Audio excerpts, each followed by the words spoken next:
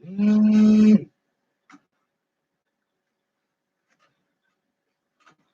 Lindsay.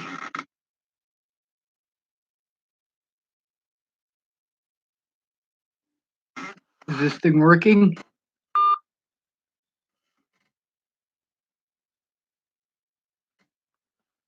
She just called. I'll see if I can call her back. It might not have worked as far as volume goes.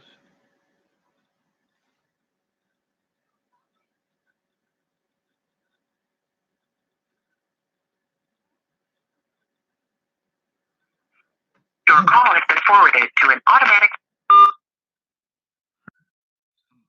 My computer. We'll see if that works.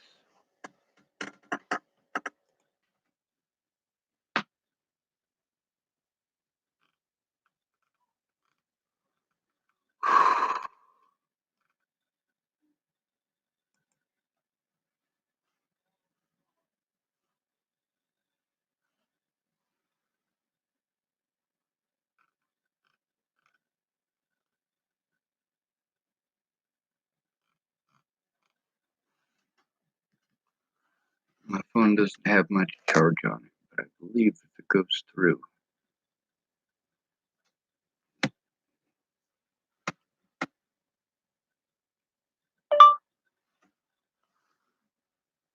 Hey, I got YouTube up and live streaming now. I'm not sure why when you called it wouldn't let me hear what you were saying. Period. Well, for once, it actually typed what I was saying.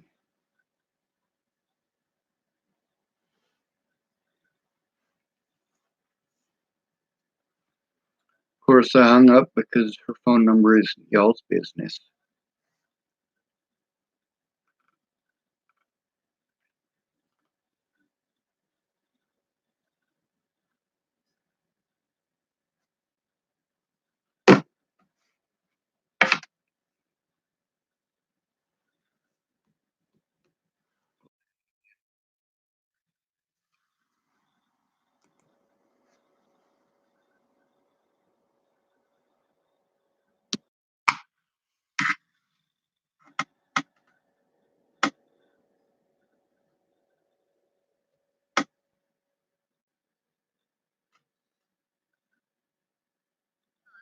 That's wonderful. Well, it depends on the day, but this channel's mostly been dedicated to myself and Natalie. This right here is for you, so you can tell your story. Okay. So I don't know where you want to start, but I got a feeling it's about CPS. Yes, it is. Well, it all started back in 2019, January. My daughter ran away from home, my older daughter, and she was with her friend, and her friend had an open case with Child Protective Services. Mary Fortune Blair then goes and targets my daughter, tells her to stay with her 17-year-old boyfriend, and she was 15 years old at the time, to stay with her 17-year-old boyfriend until further notice. That was January 12th, 2019. First time that she got a hold of me was January 24th, 2019, and it was on my message I didn't get until I talked to her the very first time was the 6th of February 2019. Yes, okay, ma'am. so February 4th, my daughter, she was running away from home, and she was, like, out of control. And she called the cops on me and told these cops that she found drugs in my home and handed over the substance to the cops, and they tested it at my home February 4th, 2019, and they tested it non-narcotic. Well, then that cop takes that substance from my home, and it being a non-narcotic, that's illegal. And then chain of custody issues, way bad, because then James Coppola, the sheriff's deputy for Lewis and Clark County, and CPS caseworker Mary Fortune Blair changed that non-narcotic substance into presumed positive crack. So that is how they kidnapped my children, was drug use. They changed this substance into drug use. About a month after that, I put my younger daughter in the care of my mother with power of attorney February 5th, 2019, to take care of her when I needed to go and address my older daughter. Well, they took Destiny, which was my daughter, or my older daughter, and they took her, and I was looking for help. Well, then she calls me, Mary Fortune Blair, because I had put Madison in power of attorney care with my mother. She requests a power of attorney the 14th of February. I have all these messages and everything, and I've shared them on my Facebook. She calls me right after I sent her the copy of the power of attorney the 15th of February and tells me that she's filing for Madison. And Madison is my younger child. They take her from Roosevelt County, 500 miles away from Helena, which is where I live, but I put my daughter, my youngest daughter, in the care of my mother to protect her. And they drive 500 miles to go and kidnap my 2.5-year-old at the time, from my mother, who had power of attorney. No warrant, no documents, no any court order saying that she could be taken from my mother's custody. They just straight took her. I then get a summons in the mail saying that I've been charged with possession of dangerous methamphetamines. From the source of this non-narcotic substance, that the reason that they took my daughter, and now it's changed to methamphetamines. So I go to court for it. I've never been in trouble. At the time I go to court, okay. The second time I go to court for it, that substance changes to cocaine. And from after the first initial test, test, non-narcotic, comes back from the lab, also non-narcotic. Well, after a couple of weeks after they had taken that substance, I was looking through my makeup bag, and that's where I found the substance, was my Mary Kay exfoliating hand cream. When they took my daughter for, and that was the charges that they gave me. They tested Madison's hair March 14th, after they took her, and said that she had methamphetamines in her hair. She did not. The lady that took the stand and testified that she took Madison's hair, I showed her a picture 3 days after that proceeding of the court hearing, and she told me she did not recall her. So her co-worker comes at me 2 weeks after that and tells me that she was the one that took Madison's hair. That is committing perjury. All of this is done by perjury. The same cop that tested that non-narcotic substance also took the stand May 8th, 2019, and proceeded to tell the courts that I was a liar. No factual-based evidence to have that backed up at all, just that he's going to say that I'm a liar. Well, that same cop has also been stalking me, pulls over in gas stations, pulls over in the courthouse, questions me, asks me if I know where a person's at, and I'm like, no, dude, go find him. I have no reason for him to be targeting me. Well, back in January of this year, 2020, the same cop that took that non-narcotic substance, that testified in court that I was a liar, also pulled me over on private property in the dark, waiting for me to go down there. And he gives me a ticket on private property for failure to have proper tags or registration or something along those lines. I don't even have a title for the vehicle. I'm working on that. I'm buying it from my brother-in-law, and I just moved the car on private property. There's no illegal activity that I took upon myself at all, and he still is talking. I thought that endangering the welfare of a child, that charge was dropped in the Independent Record, which is a newspaper. You look at my name on Google, and that pops up that I was charged with possession of drugs. And I've never been in possession of any sort of substances, let alone drugs. And it's terrible. So they gave me endangering the welfare of a child because Madison supposedly had methamphetamines in her hair. I have been drug testing and drug testing and drug testing. Well, there is such thing as false positives because it doesn't happen. And I have hair follicle tests to back those all up, but I mean, it keeps on happening. And then that's when it becomes okay. The most recent, I had positive on the 11th of March. So I had to do a hair follicle test, but I also went to jail for 19 days on the false positive drug UA. And without due process and not being properly arraigned. I sat in jail over Christmas and New Year's for 9 days without being in front of a judge. No criminal background, no history of any such sort. They're getting me out for the false positive, which I have a hair follicle test that proved that wrong. So now I have to have another one done because to prove that one wrong too. It was just done in. So now So basically, you've taken multiple follicle tests, and most of them come back negative, but they have, exactly, upon occasion, had false positives, right?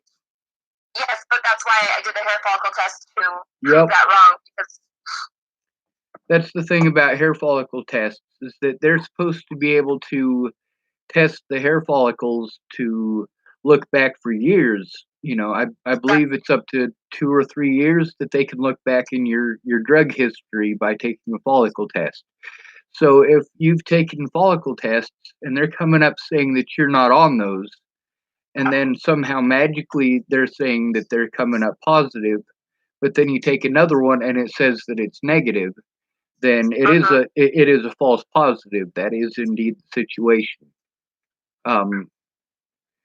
Another thing about that is that if you were using meth, that would have shown up in all of your hair follicle tests.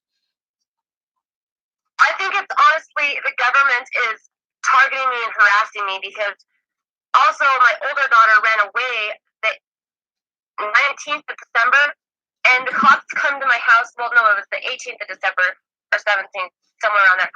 But I had court the 18th of December for this false positive, or not false positive, but false charge. And I tell the lawyer or the judge and the lawyer and everything that I want hair follicle test and blood test, and he agrees with me. The judge does.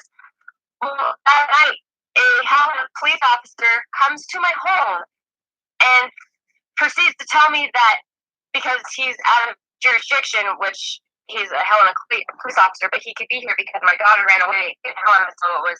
I've been dealing with that too. Continue. And so he proceeds to tell me that I tested positive for methamphetamine. I was like, no, I didn't. Well, that was the day before I tested.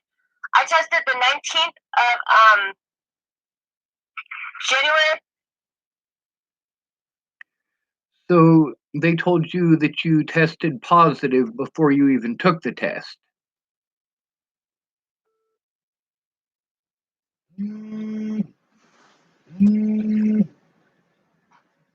Hi, Lindsay. Hi, sorry I lost you. All right, so they claim that you tested positive before you ever even took the test. Yes, that is exactly true. And that officer was Officer Zapata from the Helena Police Department. And so I got that out too when I was in jail. And everybody's like, I was in there for 19 days and nobody would give me a hair follicle test, a blood test. They denied me everything. And then when I get out, I had to pay for it myself. But without being properly arraigned, I was stuck in jail for 19 days. Yep. And the most recent thing is my lawyer tells me, the same lawyer that cleared for me and got me out of jail, tells me that the county attorney, Ann Buchanan, is now filing for custodial interference. But when I was in jail, I talked to my daughter on the phone. pretty sure you can't have any sort of custodial interference while you're in jail. And besides, their custodial interference against me. They're the ones that illegally took my children. But so then he calls me and tells me that, oh well, I guess there's a warrant out for your arrest. So I call the courthouse, and they're like, yeah, there's a warrant for failure to appear. Appear? I was never sent a summons or anything like that, or served anything. So there's a warrant out for my arrest right now because of all that. Yes, ma'am. That's one of the things they do to discredit you. In my situation, I ended up with warrants out for my that you're talking about. Is stuff that I am completely familiar with. Yeah, I thought it was just really Montana. I mean, it's nationwide. If you have been paying that group that your friend found me in, that group is in Tacoma, Washington, and I was there last year. My YouTube actually has a whole bunch of documentation about police officers up there, actual footage of those officers lying to me outright repeatedly. When I tried to turn in the officers who had done wrong, I asked to speak to his supervisor because there obviously would be a safety issue with them giving that officer my number when I'm trying to turn him in. And the officer that I was trying to turn in, his name is Officer Schneider. He's actually the one that called me back. So they put my life at risk by letting a dirty cop know my number. That means that the person who gave him my number is also a dirty cop. They have also done the same thing here in Chapel, Nebraska. When I spoke to the officers in Tacoma about that situation, they told me that they don't know any Officer Schneider. And then they had me transferred to a hospital in Lakewood, Washington, so that I was out of jurisdiction. They use that jurisdictional BS repeatedly. They'll tell you that you can't show any evidence that is from other jurisdictions, and then they will manufacture evidence from other jurisdictions to bring against you. They can say anything that they want in court, and they can prevent you, unless you have an actual attorney, they can prevent you from speaking on your own behalf. They haven't tagged you with mentally ill yet, have they? No, they have not. All right, that's in your favor. If they call you mentally ill, then they don't have to give you any rights whatsoever. Wow. That's so bad. Yep. Also, So, the fact that you're a mother and there are children involved means that you're likely to have a public defender who will actually do their job. For me, I'm a male with no children, and I was made homeless by Natalie Bollinger's death. So for me, they did everything they did to play on the term mentally ill and use that to prevent me from being able to show evidence. I literally had to break the law to try to force them to take a look. And that's something that I can do that parents can't do. Parents can't break the law like I have because then it's the end of the story for them. For me, I don't have kids, so I can afford that risk. However, I interrupted your story. I'm sorry I did that. Totally fine. I mean, that was my Facebook keeps on disconnecting too, so. Yes, ma'am. That happens frequently with people who talk to me, or we end up blocked, and I'm like, when I see them later on, or they call me later on, I'm like, hey, you blocked me on Facebook. They're like, no, dude, I didn't. But especially right after Natalie disappeared, it happened with 30 to 40 different people who were trying to help me. They magically got blocked on Facebook, and they weren't blocked from my end. But go ahead, I'm listening. I should stop interrupting you. This is your story. You're totally fine. So, with them trying to, with coronavirus, I haven't been going in drug testing because, for one, I'm taking in jail. I'm not going to jail with this coronavirus. I don't even care if I believe it or not, but it's still disgusting. There's them 5 girls in a room for 12 girls, and I mean, I can handle jail, but you know, don't belong in there, and there's no reason that I should be in there. You know, it's ridiculous. And running the risk of getting sick, especially right now, is definitely not something that you need to be doing. I can totally see where you're coming from. So, like, if they hold me from visiting, I haven't been able to do visits with my daughters. My older daughter doesn't want to see me anymore. She believes that I use drugs, and even with all of, I mean, she's believing the caseworkers because the caseworkers are going off of this, false positives, which I've done a lot of research, and they have a 5 to 10% false positive to false negatives every invasive drug test. So when you're invasively drug testing, which I have done hundreds and hundreds and hundreds of swabs, urine tests, hair follicle tests, ridiculous, very very ridiculous. But so, according to the odds, they would, if between 5 and 10%, that means that if you've made hundreds of those tests and they have a 5 to 10% false, that means that out of every 10 tests that you take, you're going to get one. So all they have to do is play the law of averages. I can see that. exactly. So if they give you 100 tests, then your chances of having 10 false positives is pretty high up there. I mean, yeah, because I've had a few. I've had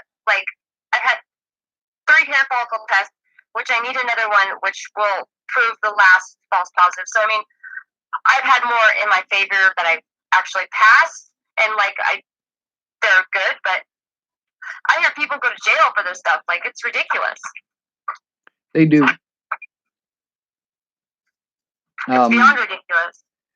But also in the state of Kansas, if you get they have internal possession laws. So you can literally go to prison for eating a sesame seed muffin. You can, there are different shampoos as well that'll test positive for meth. You might want to actually look those up online and find out which ones in specific those are. If you have those in your household or you use those, you're going to want to throw them away. Okay.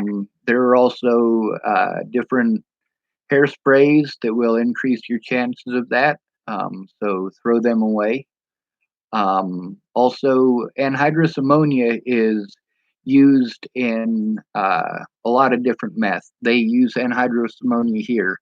And as a result, some of those meth tests, even the follicle tests, they test for ammonia in specific, but it's not specifically for anhydrous ammonia. So if you have had lice or nits or anything like that, and you've used something to get rid of lice, that will also show up as a false positive.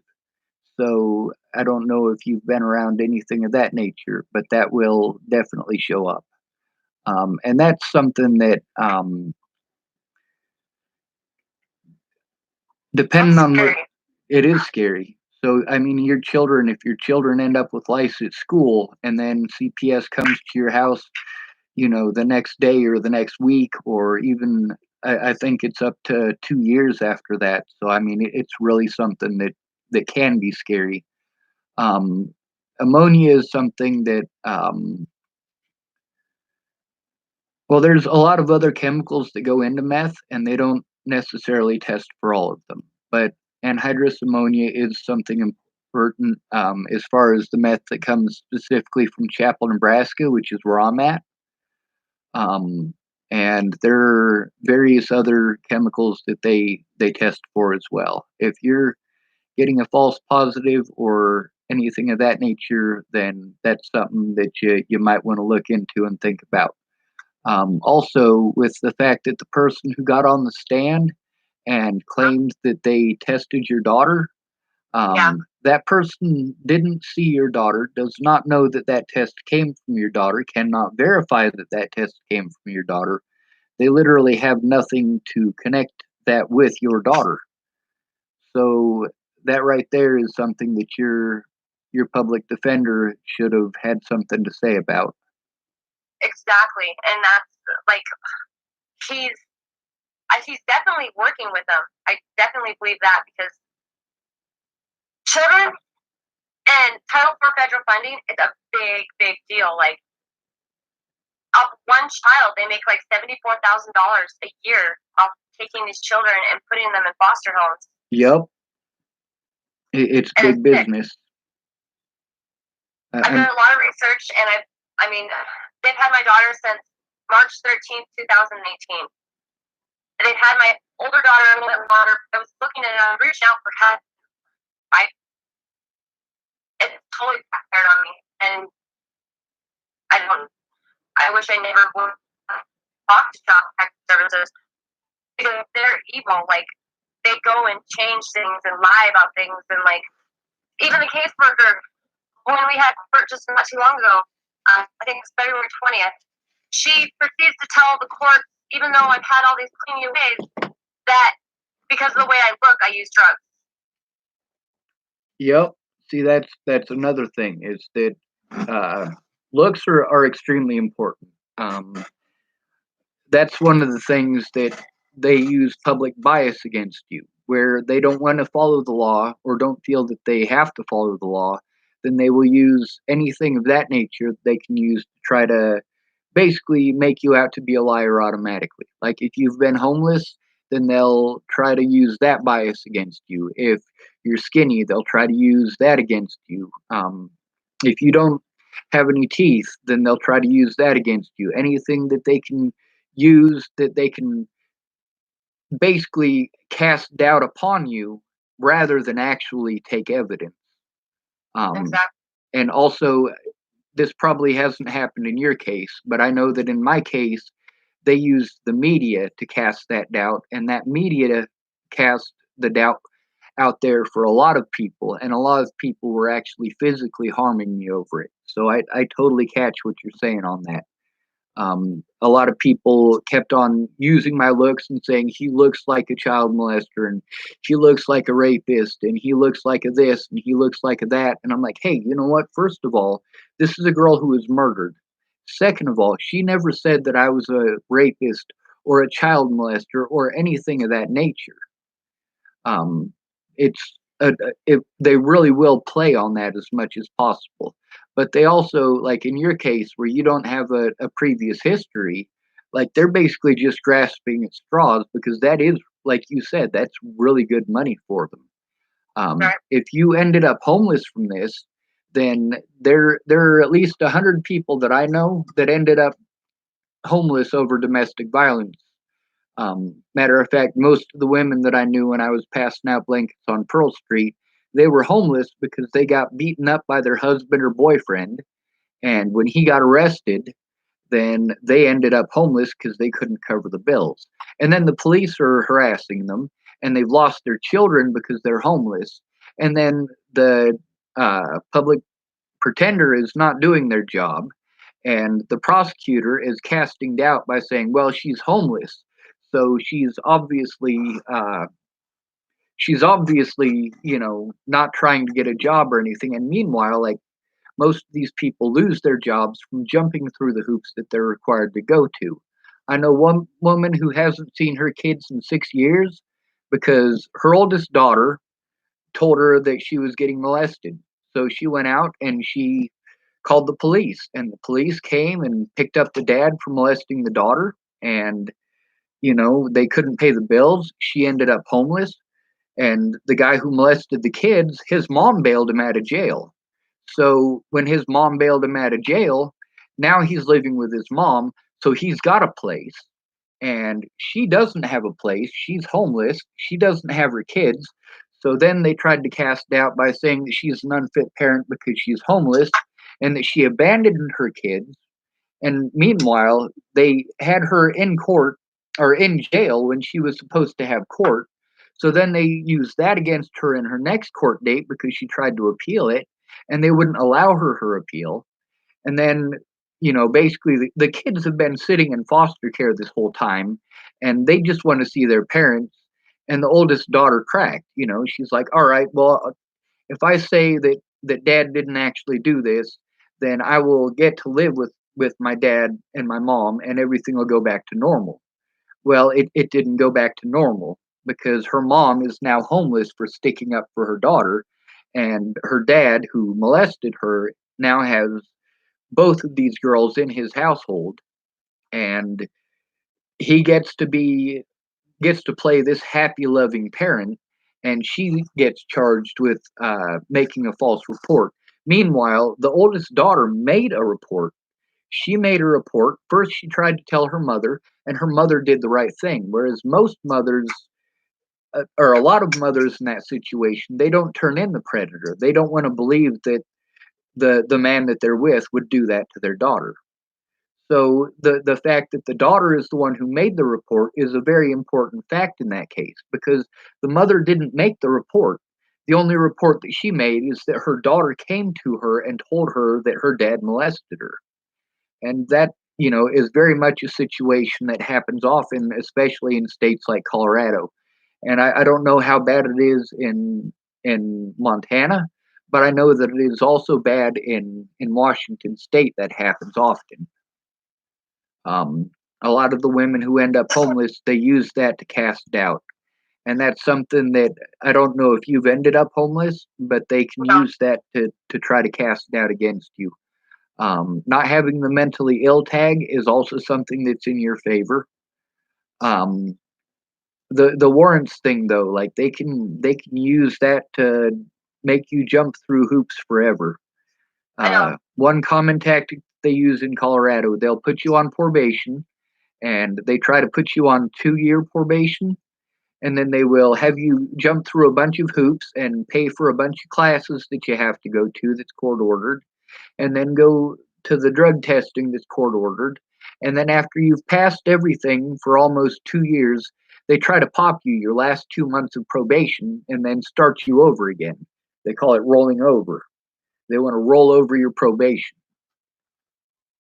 Yeah, see, I've never been on probation. I don't want to be on probation. I didn't even do anything. That's just like it's ridiculous. Well, that's something that you might want to prepare yourself for, because that is a very real possibility. If you've got warrants, then they can keep you as long as they want. It doesn't matter what the law says, because when you've got police and when you've got something that's as high dollar as child trafficking here in the United States, and I'm not going to bullshit you, that literally is what it is, then you need to pay attention to the fact that they're not going to let that money go. They Right, will spend as many American taxpayer dollars as they have to prevent you from speaking, to prevent you from having an honest day in court. And that way their cash cow just keeps coming in. Every month that your children are in there, that cash cow just keeps rolling over and they keep getting more money out of it. I mean, have you have you ever made $74,000 in a year? no.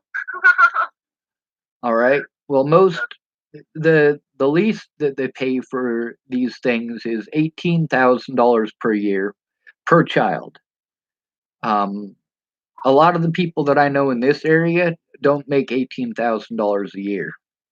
No. Um, a lot of people believe that everybody's making, especially people who do make good money, they think that everybody makes good money like that, and that if they don't make good money like that, then it's because they're lazy. They believe that there are all these great and wonderful jobs out there that pay, $40 an hour, and everybody gets those jobs. And there just really aren't a lot of those jobs out there. For every $120,000 a year job we lose, we end up with a pretty messed up situation, because they try to replace it with a fast food job and say, well, see, we just created 20 jobs. Well, yeah, but now somebody has to try to work 20 jobs to try to make that living again. Right? A lot of the tactics that you're telling me about they're familiar tactics. They use this nationwide. And I've been looking into a lot of that. You remember I was telling you about Selena Not Afraid, and I was showing you about her siblings? Yep. And that's so scary. That's like I was following her and like I didn't know that whole story. Like that's Yeah, but that's something that I do a lot. I research and I look stuff up, and I try to get the facts as good as I can. And I'm not perfect. If I screw something up, I'll say I screwed it up. Um, But that's where it's important to get other people's words, other people that are witnesses, because then it's not just your word versus the cops. It's not just your word versus, and they're a system that works together. They work together with the judges. They work together with the DA's office. They work together with the hospitals. I mean, it's a racket. It really is. And It is. there's a lot of children that are taken that don't need to be taken. There are also children like myself.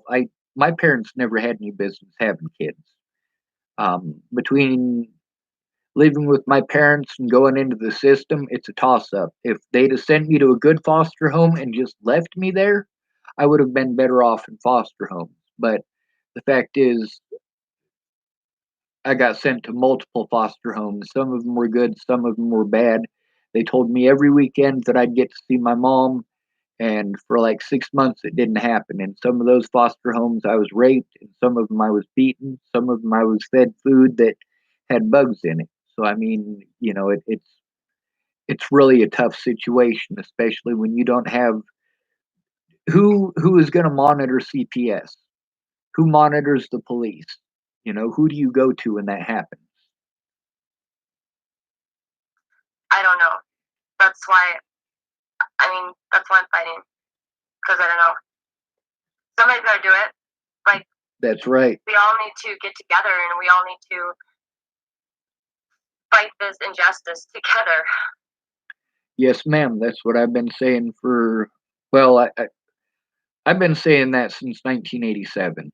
Um, that's when my abuse first started in the state of Colorado. So you're absolutely right about that. Um, I have sensory processing issues, so there's things that I'm not able to do that you might be able to. I can probably send you some resources as far as who you can go to about that. But if you have witnesses, especially, that's helpful. A lot of my witnesses, though, they were scared to come forward. A lot of them were separated from me, and a lot of them later on, when I had to jump through impossible hoops and was going through hell, I literally had to break the law to try to defend most of these people. A lot of them were afraid for their lives, and some of them still are. Many of them, like one of the ladies here in chapel, she's afraid of having things happen to her family, especially her child who is autistic. So it's tough. Yeah, like I could so uncover everything that goes with child protective services, the law system, the cops, county attorneys, because the county attorney, she's from Columbia Falls, and that's for my 3 fake felonies that I have received. The first one she sent me in my mailbox, not even being served to me. The second one, I got served. The third one, I never even got served, and that's what I have a warrant for, is failure to appear to a charge that I never was served. Yep. And So, another tactic that they can use on that is to serve you while you're locked up and then have court without you. They did that to me twice. and I don't know if they've had any like hidden courts or whatever. I mean, everything's sealed anyways, and I filed a statement of facts in all of these cases, and I've stated out that I have proof from day one till now, like of And they the won't look at injustice it? they're doing. And they won't look at it? No, I filed it in my court thing. So, and then that's when that warrant came out. Because I filed it March 12th, and that supposedly I had court March 9th for this custodial interference that they're trying to give me because I talked to my daughter when I was in jail. And we got her turned back into state custody. We didn't because I'm in jail, but my friend did. So that's part of like law of custodial interference.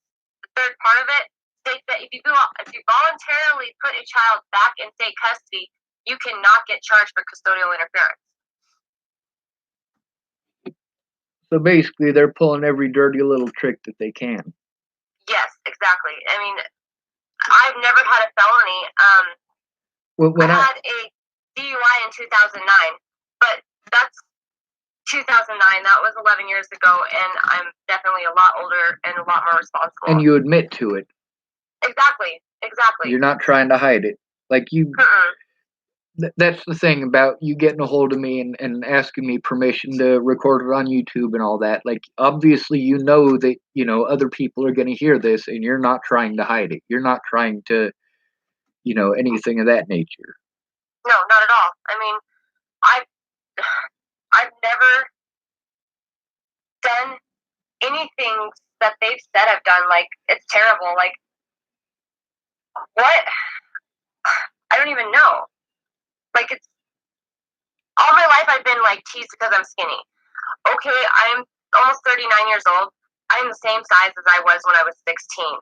Exactly. Besides, I added some, but I mean, I had to pay for additives.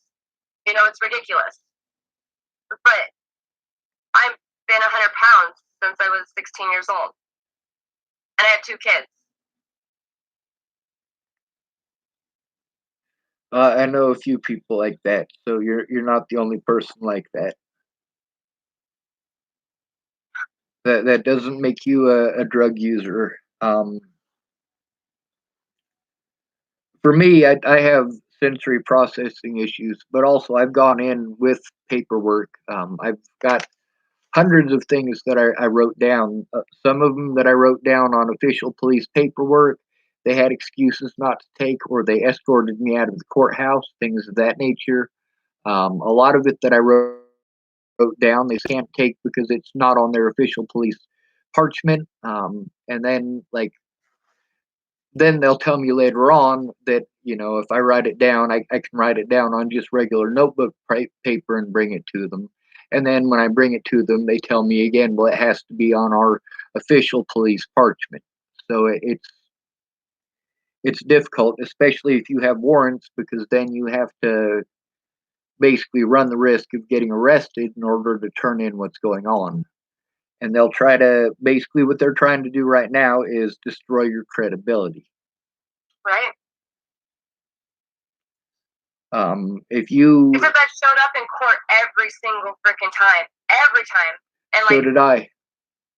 I don't do anything. So why? Like, if I'm speaking the truth will set you free. I mean, unless you live in Montana or you're dealing with CPS or the cops.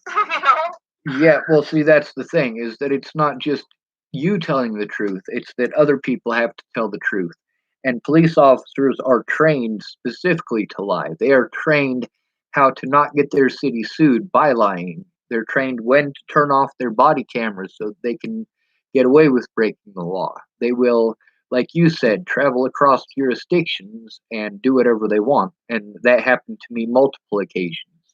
Natalie was killed in Thornton, Colorado, and one of the officers that was supposed to be calling me about her case, um, who supposedly had called me about her case, he never did. His name was Officer Burke of the Broomfield Police Department.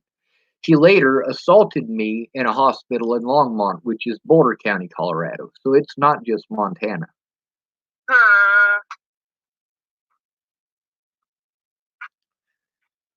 Whatever happened to like the good old boys, or like I believe that's what they're called, like the Boy Scouts, people. The good cops. Yeah. Well, there's three kinds of cops. There's the cops that break the law, the cops that turn a blind eye to it, and then the cops who turn it in. And the cops who turn it in lose their jobs for turning it in. One of the officers that was telling me about Natalie's case, I know him from Chapel, Nebraska here. He was a cop in Denver, and so is his wife. I went to high school with her. He told me that his partner was stalking a woman, and he turned in his partner, and he actually arrested his partner, and his partner got to keep his job, and they fired Will. His name is William Barr. Now he and I are not on good terms, mostly because he's too afraid to come forward. It's a very, very scary situation for me, especially since there are there are a lot of cops like that. I also have a recording from a former officer named Brent Jepson, um, and he's been a friend of mine for a lot of years. There's a lot of people that there's a lot of officers that are no longer officers because of things like that. Another one here in Chapel, his name is Dwight Pruss. He actually left the Denver Police Department because he couldn't handle how crooked it was down there. So it's not just Montana. I didn't mean to talk over your story. This Oh no, I you're really totally should fine. be listening more. No, well, I like to listen too because I like to learn everything. Like I am just a sponge right now, and I'm absorbing everything I could possibly absorb it to take. I mean, Montana, all the court systems, us as people need to. The government is supposed to be for the people, but not against. And If you're that's so poor, wrong, if you're poor, you have no rights. right? You do have a little bit of luck on your side, being as you're a woman, and because you have kids, then you might be able to get a public pretender who has some sympathy for the fact that you're a mother with kids. Um, Whereas if you were homeless without kids, they would have just thrown away the key already and run over you. I mean, it's. But the other thing is, just because you're a woman with kids doesn't mean that you're going to get a public pretender who has any sympathy for your situation. They might do the same thing that they do with homeless, which is like with many of my public pretenders, they told me, "Hey, Sean, I have 1,800 cases every month. All right." The one that I had in Rawlins, Wyoming, he's like, "Dude, I have 250 cases that I have to deal with just this month." I mean, for them, they get too much of a caseload to actually do anything, and that's where a lot of the complications come in, is that they just literally can't spend the time to actually defend you. Yeah, because they don't even like my lawyer that I paid for. He is not even replying back to me. He had an appointment with me the 11th of February, and he never met with me. He wasn't there. They did that to Well, me multiple times with the public pretenders. They also wanted me to meet with their investigators to look at the evidence that I brought in, and I literally took the evidence with me to every single court date. I took it with me every time I went to speak to the police. I took it with me at every appointment that I had to make with the public pretender's office and with the public pretender's office's investigators. Now, each one of these situations, they couldn't schedule them all for the same day. Each one of them is a different day. And then I also have to worry about the fact that I have to travel to areas where I am unsafe, where I was made unsafe by slander and by the media. So, being as they're all four on different days, and I have to go to all four of those, and then I also, have that happening at least once per month. And in some of those scenarios, I actually had 2 or 3 court dates per month. And I did go to all of them, but I'm disabled, and it cost all of my disability money to go from place to place to place to do all of these things. And that's something that, with my public pretenders not showing up, their investigators not showing up, them not calling me, it wasted all of the money that I had. And I told them at every single court date, hey, I can't afford to keep coming for you guys to postpone it. I have to find people to come in with me, and when they really screwed me over was the occasions where nobody went in with me. When somebody went in with me, they kept on postponing it. And then when nobody went in with me, that's when they slammed the hammer down.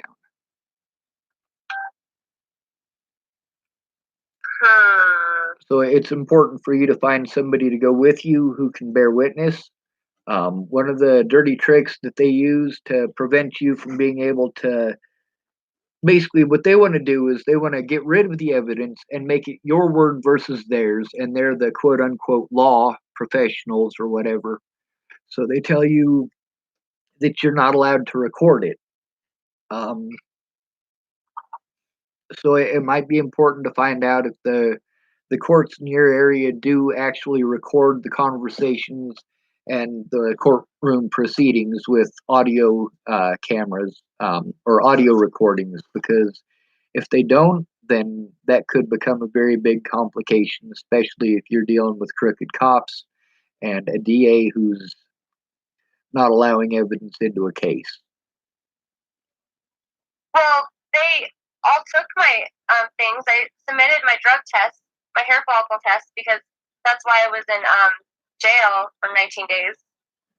Yep. And they submitted it into those files or into those court cases. And then I dropped off something to the county attorney as my statement of fact and filed that too and all those things. So they're kind of pissed at me, you know? Oh, you got lucky. They just escorted me out of the building multiple times under a threat of arrest if I didn't leave. I mean, if they want to stick me in jail, they want to keep me. Like, they want to shut me the hell up completely. But that won't work. Well, that's because I have so many friends and so many like people that are right beside me. Even if I do go to jail, they will fight for me to get out. and see that's something that's also positive in your favor. In my situation, because when Natalie was shot in the head, Oh my god.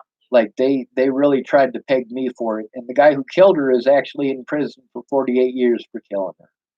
But because of that, I mean, most of the people that I know were afraid to come forward. The fact that her dad's a drug dealer and a biker in Colorado um, really put a lot of people on edge and makes a lot of people scared.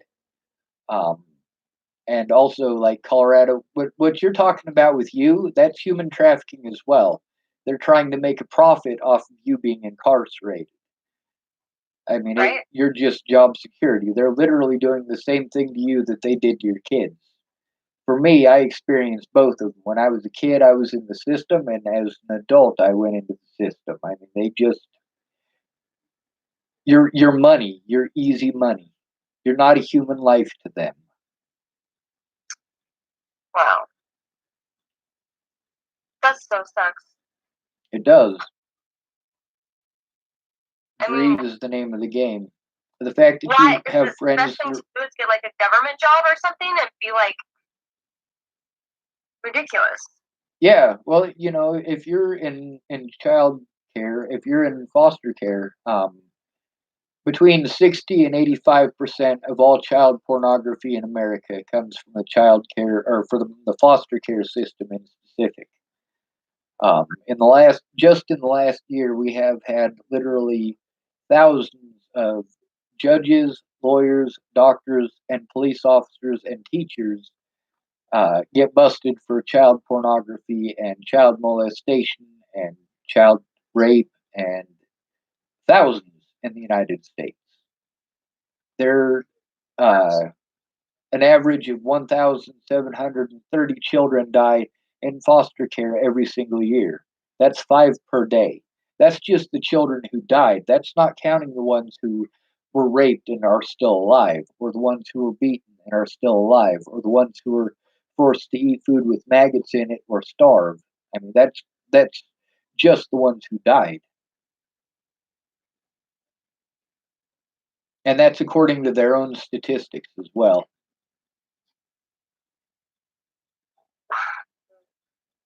So, like, what needs to be done is with the president. I mean, he signed into family first, but that doesn't take care of all the rest of the, you know, false convictions or anything like that. Why anything of human trafficking is done? Like, Well, they had me across multiple jurisdictions. Like I had to deal with police doing wrong shit because they just assumed I killed Natalie, and they just thought it was a matter of time before I slipped up or something crazy like that, and they could just arrest me. So they broke a lot of laws. and it ended up being in eight different jurisdictions before they even found Natalie's killer. So by that point, the FBI needed to be involved. That was in February of 2018. It literally got so bad that I literally threatened the president of the United States' life and lit a fire to try to force the FBI to get involved. That's how desperate I was.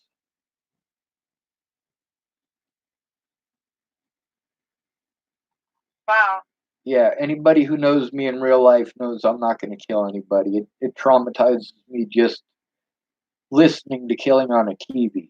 So, I mean, it's the fact that I had to go to such extremes, but it's also, I was targeted by the general public because of what the media had to say about it. Like, you can type my name on the internet and you will see all sorts of slander about me, all sorts of terrible stuff. And there are actually crimes that I committed, but I committed the crimes that I did in order to try to force a day in court because the police literally wouldn't do anything at all to help me. They did everything in their power before Natalie was killed to just ignore the situation. And I'm a mentally disabled person. I have autism and I also have degenerative disc disease. I also have Tourette syndrome. So, I mean, that's stuff that prevents me from being able to defend myself. And they just blew me off. And after Natalie was killed, they were all heavily invested in covering up the fact that they just didn't do their jobs.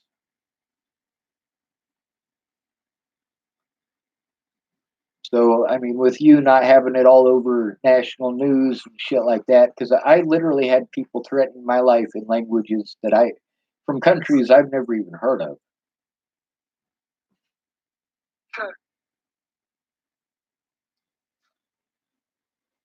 Well, I'm trying to be heard everywhere. I Oh, am. I'm trying to scream out and I'm trying to yell and like that's why I'm going in every different angles because I need a connection with everybody. yep. You also need to make copies of your evidence and find somebody who can keep it safe. Yeah, I that's already taken care of. You are so lucky. Yeah, I've Yeah. had to do all of that through my disabilities, through I've literally had to stay with alcoholics and meth addicts and all sorts of different abusive situations ever since this happened. So I mean, I haven't been able to do those things. I've been in a constant state of panic. I do have a lot that I was able to do and I got done, but a lot of my evidence has been stolen. The police wouldn't look at it. They just simply wouldn't look at it. And now a lot of the things that the police did in order to discredit me so they could make it their word versus mine and nobody would listen to me in a court of law, that stuff that I said that they would do, they're doing now, and I've actually been recording it so that, that's something that is actually something that I can show. But the other part is I have to get somebody to look at it and to actually advocate for me before it makes any difference. And it's apparently nobody's job to do that. You, with Oh, the ability to have power of attorney, I need to have power of attorney to have somebody do that for me because literally talking to you on my YouTube channel that's about the full extent of my ability to perform the functions needed. I mean, I get overwhelmed just looking at the pile of evidence. And the other thing is having other people come forward is extremely important. I've got over 200 over 200 situations um, where police did this across the United States, where people have shared their stories about this directly with me. A lot of them are scared to come forward. A lot of them are scared of their predators coming after them. I mean, it's a situation where it really needed to be taken care of in court. yes, it does. Well, I'm not scared. I don't want to go to jail just because I don't want to get sick because whatever's going on, like I just rather just stay at home, and that's what I've been doing is just staying at home. But I'm not scared. I will go every different angle possible to expose the corruption. And the city or the family courts, like I've done research. The judge for my DN case, which is the Child Protective Service case, he's the one that brought in treatment court in the state of Montana, the first ever treatment court. And anybody that has any sort of dealings with CPS has to go along with just the same stuff that you have to do in treatment court. You have to do it to see your child. So then he is the main provider for CASA, and CASA is in the best interest of the child. That seems like one whirlwind of conflict of interests, and like he's had so many sealed DN cases. It's ridiculous. I was following him for months upon months, and my cases is 11 and 12 for the DN cases. There's over 300 and some DN cases done in this last year, just in Lewis and Clark County. And I'm like pieces of puzzles and all fitting together. And I have a fucking target on my back too. Like, I mean, I'm just saying, the governor, everything, like with everybody that I'm working with, we have the answer. I mean, not the answer, not the solution, but we know exactly where everything, like the money goes, and you have all of the evidence of all of that. And yeah, I know exactly what you're saying. The thing is, like you were saying earlier, people working together, that's really what we need to do, is bring a class action against these people. But the other thing is, yes, like, from the very start, especially with a lot of these cases, mine included, is that there were people who work within the government who literally broke the law. I mean, not civil law, but I mean literally broke criminal law. A lot of these people are officers and CPS workers and judges, and they belong in prison for what they did.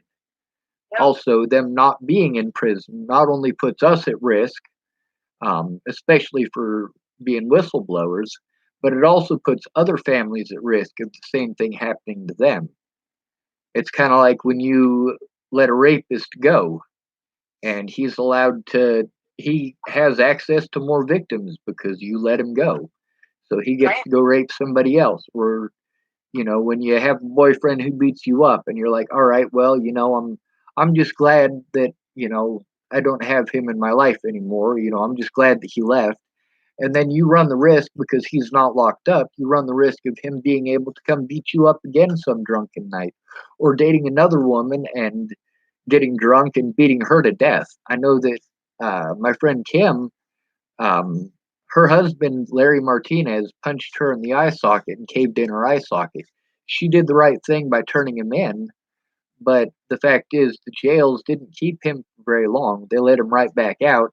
He got himself a girlfriend, and he fucking killed her. So,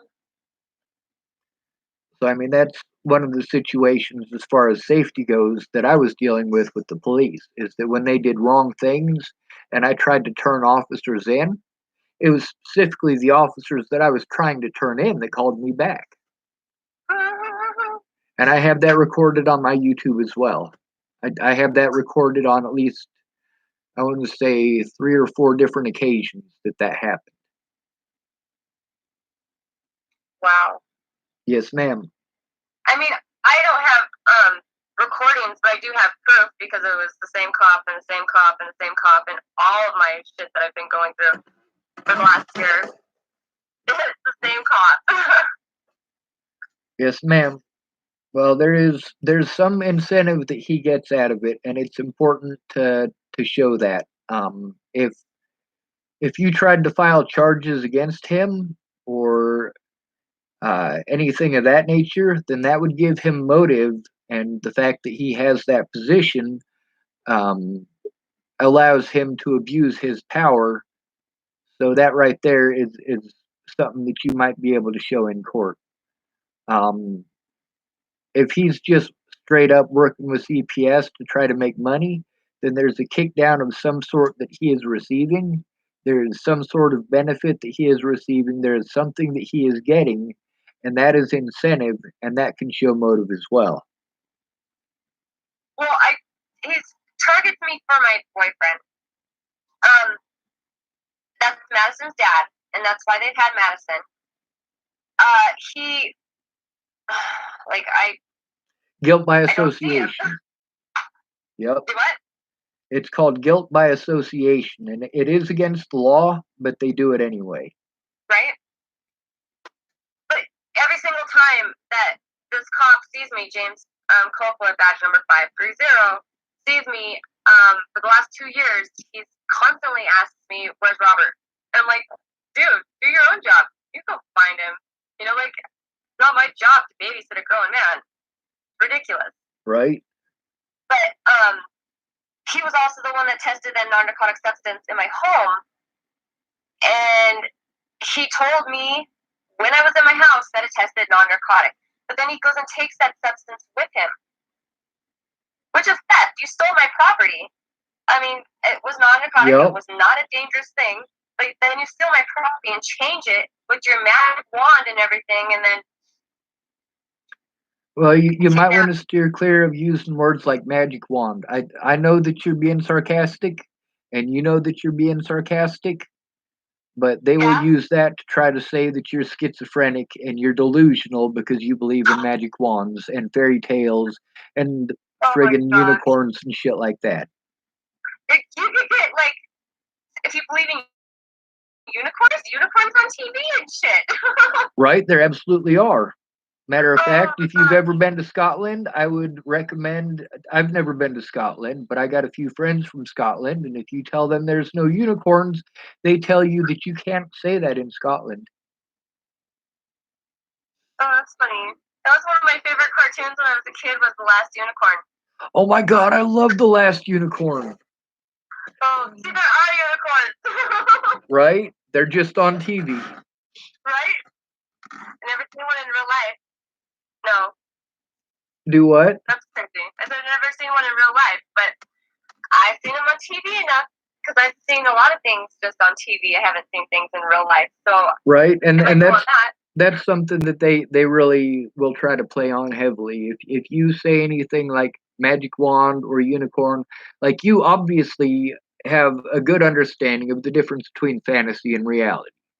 You oh know, yeah, you are totally. aware that yes, unicorns are something from TV. It's, a fantasy creature. You're aware that there's not unicorns prancing around Main Street in Helena, Montana, you know? You're not No, thinking that there's some leprechaun that's going to jump out from underneath your bed and steal your shoes. You're obviously not somebody who has delusions like that. But if you say magic wand, they'll try to use that to say you're having delusions. oh One my, of the things they tried to pull on me is I had to talk to a mental health worker that was friends with both the guards that assaulted me and the hospital staff that assaulted me. So she wrote some stuff down on my piece of paper that was not what I said, and I was obviously agitated with her for writing it down. I said, "Hey, that's not what I said. That is definitely not what I said," and that was in the jail. So then, when I was transferred to the hospital there, because I told them that I was going to file a report against the police as soon as I got out. So I was in the police station because of an assault that I received, where I was charged with breaking property, and I did break property, by the way. I admitted to breaking the property, but because I broke that property, I had to go to jail. And when I was in the jail, um, I was assaulted by the police in there because I am known for telling on police, and my arrest record says that I assaulted a police officer. So the police are not nice to me at all. And I said that I was going to turn them in for assaulting me, and this mental health lady had me committed to this to Scotts Bluff, to the mental institution there. And when I got to the mental institution, it turned out that she works there and she's friends with her best friend in the place is the staff member who assaulted me. His name is Ruben. Um, so then the situation with that was, I said, "Hey, what the hell is this that you wrote on my paperwork? I mean, they're telling me that, you said that I was delusional. She said, well, you said that that lady who died was your friend, and obviously she wasn't your friend when she died. I said, exactly, she was my friend. I didn't say that she still is. I said she was my friend. At one point in time, she was my friend. That does not make me delusional. Anybody who gets on my YouTube, I've got a bunch of the conversations between her and I. It shows that we were friends. I wasn't trying to say that she was still alive or any sort of crazy shit like that. But that's the thing, is that anything that they can twist and contort in that sort of fashion, they absolutely will. Right. Well, and I think they're going to try because, I mean, they're already serving me warrants in my mailbox for charges that they don't serve me. And, I mean, the first one, I've never even heard of a person getting a freaking felony in the mailbox not being served. What is that? What do you pay for it? Or whatever. For, I mean, extra postage. Certified letter. Yeah, it wasn't certified. It was just normal post office mailbox that I've been served with possession of dangerous drugs, methamphetamine. Like, and then they changed it to cocaine. Well, it first went to meth opiates, and then it went to cocaine. But first, it was from the caseworker and the sheriff officer. It was presumed positive crack. Presumed already means you possibly think so, could be, maybe. You're just going to judge me. And crack is not anything that's on a test panel. If it's going to come up any sort of crack substance, it's going to come up with cocaine. And yep. Ridiculous. So everything has been done totally illegally, and like they're trying to take substances that they've already tested, and I have proof of all these things, but then they drop that charge. So now they try to give me charges, or the second charge for endangering the welfare of a child. Well, see, that's why they dropped the first one.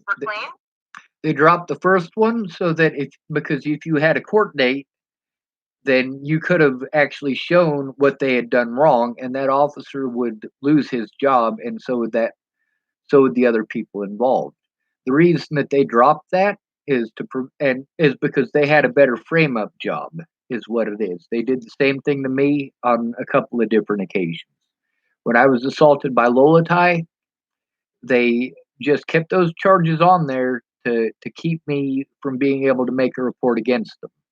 And then when I was assaulted in Clearview, they just took half of the assault and they just made it disappear.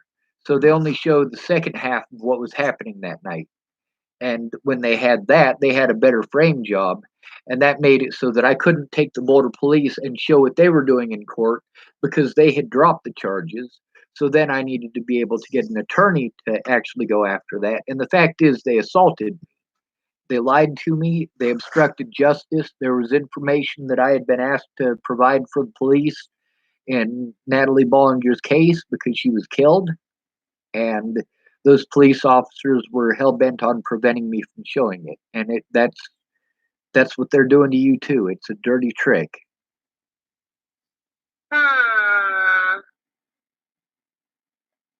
Oh, my gosh. All they got to do, that one thing that they might do is since you will probably have warrants, they'll lock you up and then they will serve you with a protection order while you're incarcerated. Protection? Yes, ma'am, from your daughter, your oldest daughter, and possibly your youngest daughter. And because you're incarcerated, you will not be allowed to go to that court date. And then the judge will say that you made no effort to go to court.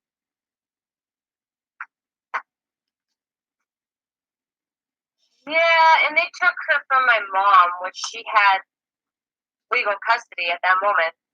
She had power of attorney. What grounds did they take her on from your mother? What did your mother done for them to take her from there? So they took the children from family who hadn't done anything wrong. Your mother doesn't have any history of meth use or anything like that, right? Nope, nothing.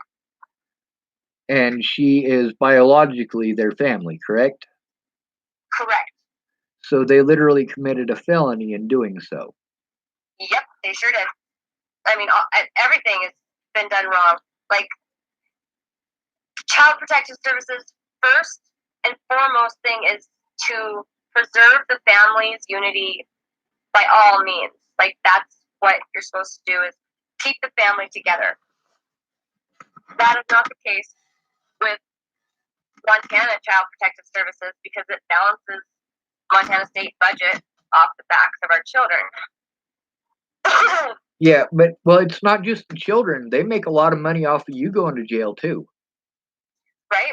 Well, I mean, there's a $2 billion revenue just for Child Protective Services, and that goes with the DPHHS. So that's family services. Well, they get paid over $100 a day for you to be incarcerated. So if they have you incarcerated, that's revenue that they're generating for themselves, for their departments. Also, with your children being in these different care positions, that's more revenue being generated for them in their department. And that's something that CPS and the police work together very closely together to make happen. I mean, it's a very scary situation, but with that amount of money that's being passed around, we're not talking about $50 here and $100 there. I mean, we're talking about, like you said, billions of dollars just with the kids part of it. And then we got to talk about the prison industry, and that's billions of dollars a year as well. Which Montana is the third wrongful convictions nationwide, the third one out of all 50 states. Do you know who's first?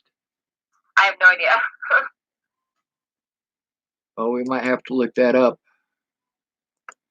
I know, like, we, back in November, with Bart Crabtree, he's the president for Montana State Council on Judicial Accountability, and we are licensed from the state, and we're a nonprofit organization to have an oversight for judicial accountability. You know, like, we go to the legislators all the time. Well, with this coronavirus, they've shut everything down. They've stopped the Child Protective Service Oversight Committee, which, you know, you have a lot of parents that wanted to go there. I had people coming from North Carolina, people coming from Bozeman to come and stand. I was in Bozeman. I'm sorry, go ahead. They shut all those things down.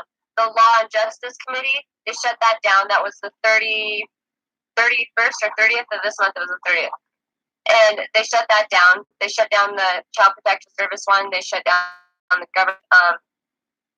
local government because of this coronavirus. So everything is being shut down because of this thing that everybody wants to go crazy over toilet paper for. Yep. Toilet paper is more important than human rights. That is absolutely the way that it is. Oh my gosh. And like, when everybody would start like talking about like couldn't find toilet paper, I was like, really? Can't find toilet paper? Nah. And then I went and looked, and I was like, wow. And everywhere I've gone, there's no toilet paper. I'm like, geez. I mean, like, I've never known so many people just all of a sudden have ass problems or something, you know? Well, see, people, the thing that this whole coronavirus thing shows is that people don't care unless it's happening to them. That's why they let it happen to you. That's why you must be lying if it happens to you, because not everybody goes through this. So it's easy for them to pretend that it doesn't happen. And it looks like New York is number one for wrongful convictions. Colorado is definitely in the top 5. Is that sad or what? That's really sad. I wonder if that's like per capita or like how.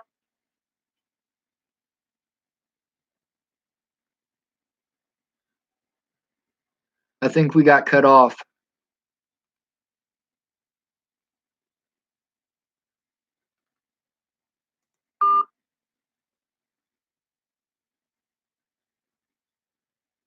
We did.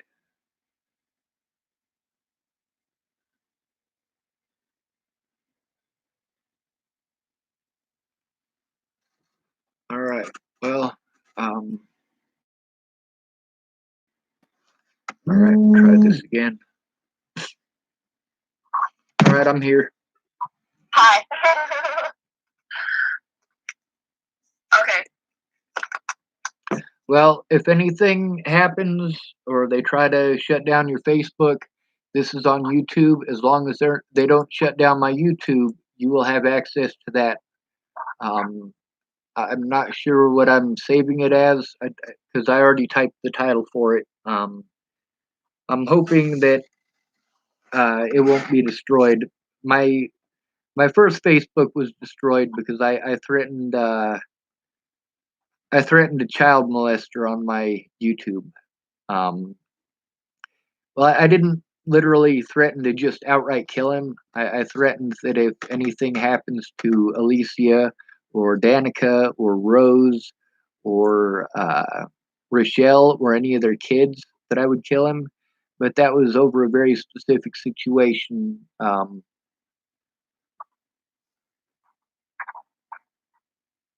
what the hell's happening there?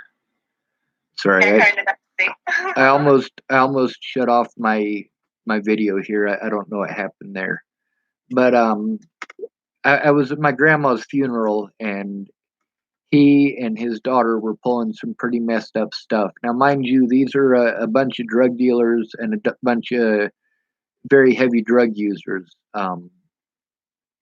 So that's the situation that I'm dealing with. Is that your dog? Uh, on right here. It's a black dog with some white spots or white marks on it. Yep, that's far. I just clicked onto your Facebook, so Yeah, I got it from Madison. She's gonna be big. yes, ma'am. Yeah, I can't wait. She's half pit and half massive. Yep. So Madison can ride on her. Yeah. Well, I she don't know. looks very loving. Yeah, she's awesome. She is absolutely stuck to me. Like wherever I go, if I go and walk to go get something to drink, she's right on my heels. Like she found her mommy, that's for sure. Like that's cute. Yes, ma'am. Well, it looks like your live video is being interrupted. I'm hoping that that's on my end, but if it's not, I'll post this onto your YouTube. What the Okay, heck is perfect. going on here? It's anything for it to do that. So I'm not Right? sure what's going on here. I have my hand on my mouse now. The Khufu ship is a ship in Egypt.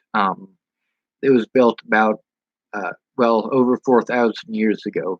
So it's something that I'm familiar with. It's just it's weird that it took me away from your page to put me here. Right. Well, I've noticed that a little bit with my browsing on my phone, and it will just all of a sudden shut out, and I'm like, what?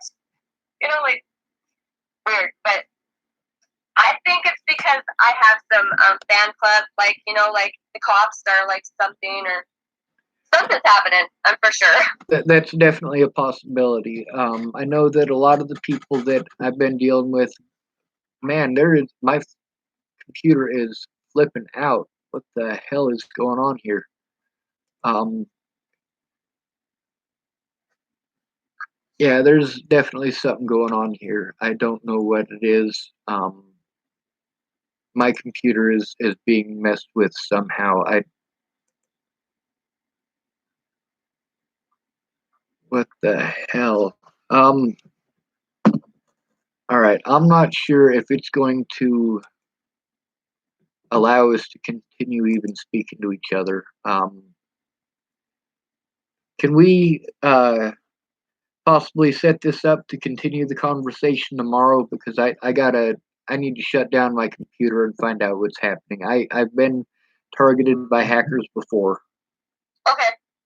All right. All right. Talk to you later. All right. Be safe. You too. Thank you. Yes, ma'am. Bye.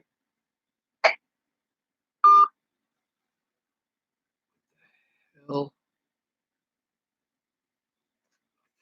Oh, shit. Alright, guys, I'm not a real big computer dude, so whatever the hell's going on with my computer here, I won't know how to fix it if it breaks. Um, it's looking like my mouse is jumping up and down on the screen. See if I turn this off, will it fix it? No. Um, now I can't even tell if I'm recording. My computer is flipping out, so I'm going to hit end on this if it'll let me. And then I'm